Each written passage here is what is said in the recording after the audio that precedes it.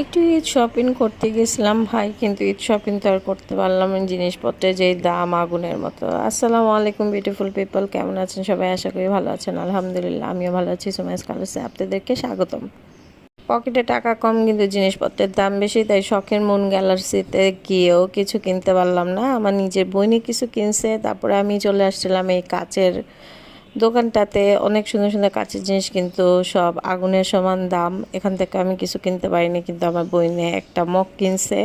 সারা সারা market পুরা ঘুরে ঘুরে কিছুই কিনলাম না, জিনিসপত্রের দাম আগুনের মতো। কি করব, লাস্ট মাস একটা জুসের দোকানে ঢুকে ল্যামিনেট খাওয়ার জন্য বিশাল বড় লাইনে দাঁড়াইছিলাম। এখানেও ভিড়, বুঝলাম না এখানে কেন এত ভিড়, এটাও বুঝলাম না। তারপরে অনেক কষ্টে মষ্টে 3টা ল্যামিনেট আমি নিতে পারছি আমাদের 3জনের জন্য। সারা সারা মার্কেট ঘুরে আমি শুধু এবার ঈদে আমার জন্য 2 জোড়া জুতাই কিনতে পারছি, কোনো ড্রেস কিনতে পারিনি। এটা আমার জীবনে মহা মহা দুঃখ।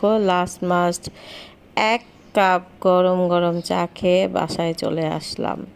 সবাইকে টাটা, আল্লাহ হাফেজ।